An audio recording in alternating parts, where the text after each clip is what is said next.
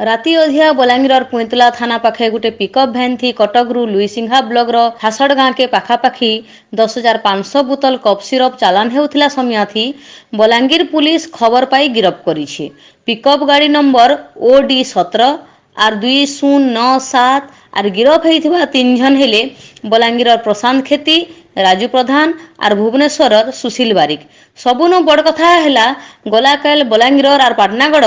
Are आगरू ये सब कामे थिबा बहुत लोग निशाग्रस्त बलांगीर बनाबार के लागिछन बेलके बलांगीर शहर थी ये सब कफ सिरप दिन के दिन जुआन पीढ़ी के मदुआ करबा के लागिछि। ई व्यापार करुथिबार लोग माने राताराती गुर्दुटे पैसा कमाबार लगी ई काम करू।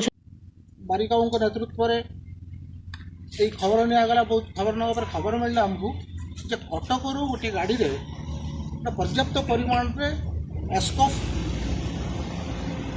आरेक्स एमती मादक कफ सिरप जोटा कि मादक द्रव्य भाव व्यवहार करटा आम 3 जन अटक रखा प्रशांत खेती, राजू प्रधान, सुशील बारिक यही 3 जन को आम धरी पार आउ जड़े एक्यूज से खसी पड़ी तार एड्रेस नाम कहूँ चाहूनी एटा इन्वेस्टिगेशन बाधा सृष्टि हो से आम गोटे सीज कलु 48 कार्टून्स ऑफ एस्कफ सिरप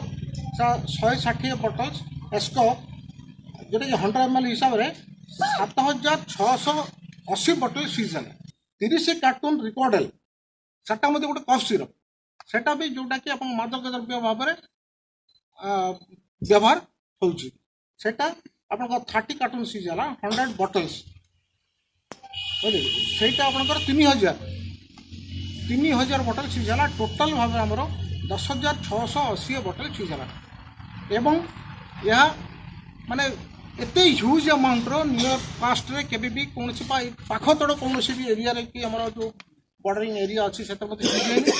या गोटे बड़ सफलता आमर बलांगीर पुलिस बलांगीर गुप्तेश्वर पोस्टिंग का रिपोर्ट भाग्यप्रभा न्यूज।